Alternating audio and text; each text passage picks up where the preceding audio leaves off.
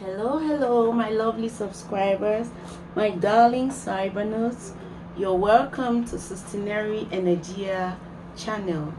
Once more with you is Barrister Egbe Eyonakume, your expert in energy, natural resources, and sustainable development law.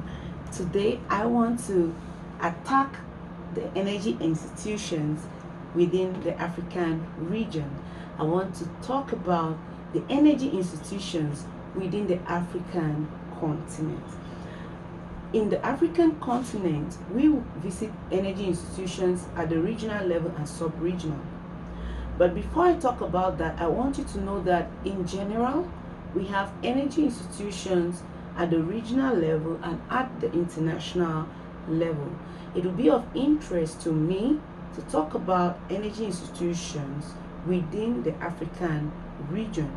Reason why I am starting with the two energy institutions that are concerned within the African region. Now, the two energy institutions within the African region is the African Energy Commission, one, and the second one is the African Atomic Energy Commission. The African Energy Commission is actually in charge of certain duties. It has to do with ensuring, coordinating, and harmonizing the protective use of energy in Africa. That is first function. The second function of the African Energy Commission is to conserve and to see into the conservation and the development of energy resources within the African region. When we talk of conservation and development of energy resources in that second arm, we are seeing to it that there is a rational exploitation, marketing, and integration. That means, however, that energy is going to be exploited, there's a controlled quantity that each institution or each body is permitted to exploit. This is because we do not want to exploit all of it, forgetting that future generations have the right to that same energy. So the government will actually put up certain things like taxes that he will use in controlling the exploitation of those resources. Of course, if the taxes are high, so many people will not just delve into it, and that's a technical way of controlling that the exploitation is not done indiscriminately. So that brings us to why that term rational exploitation was used in the first place, and that explains the word conservation. If you are going to make that a particular resource be exploited rationally, that means you're trying to conserve it, right? Good. So those are the two functions of the African Energy Commission. So very quickly, I'll go again through it. Ensuring, coordinating, and harmonizing energy resources within Africa. That's the first. And the second one is conserving the energy and seeing to it that the development of the energy is such that there is a rational exploitation of same. Also the marketing of same and the integration of same into households and industries is seriously looked into.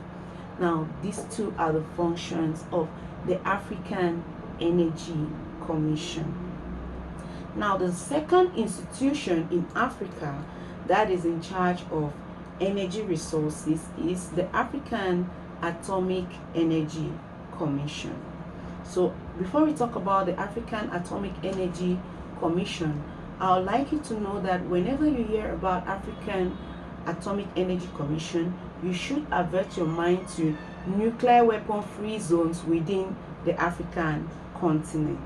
The African Atomic Energy Commission came to be during the Pelindaba Treaty of 11th April 1996, which held in Egypt. Now, this African Atomic Energy Commission was created to see to it that all the objectives that were to be met by the International Atomic Energy Agency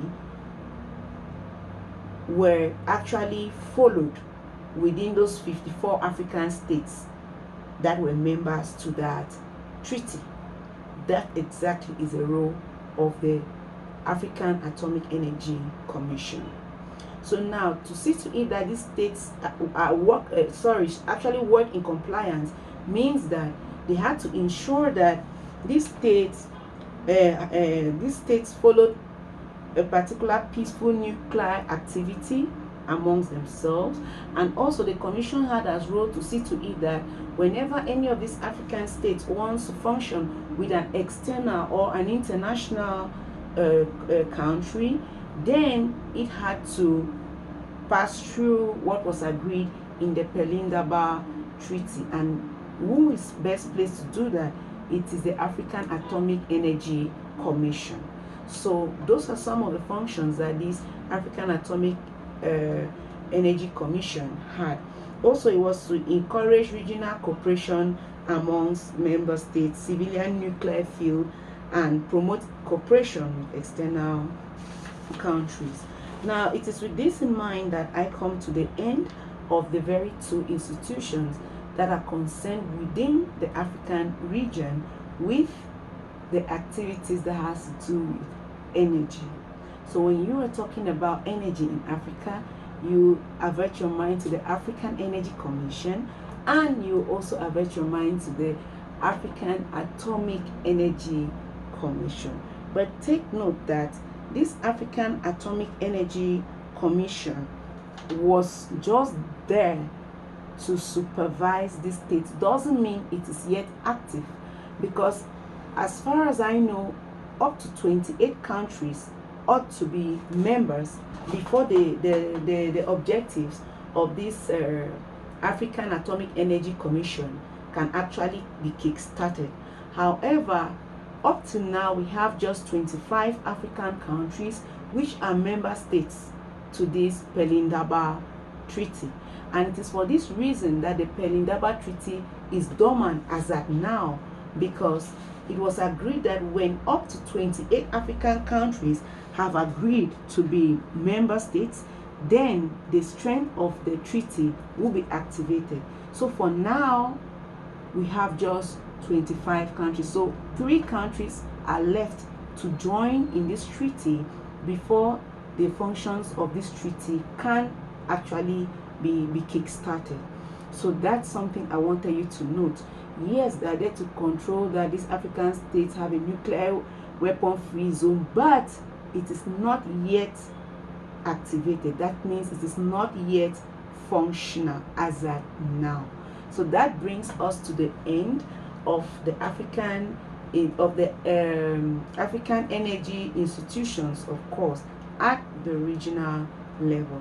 So after my very short break, I'm going to come up with the institutions that are found within the sub-regional level of Africa. This means that many of these African states came together actually formed groups together in order to manage certain of their deficiencies, and that brought about some institutions also at the sub-regional level. So after my break, I'm coming with those institutions to clarify you very well. So hope to meet you in my next episode, and I hope that you had a wonderful time with me today. With you again, Barrister Egbe Eyangakumbe.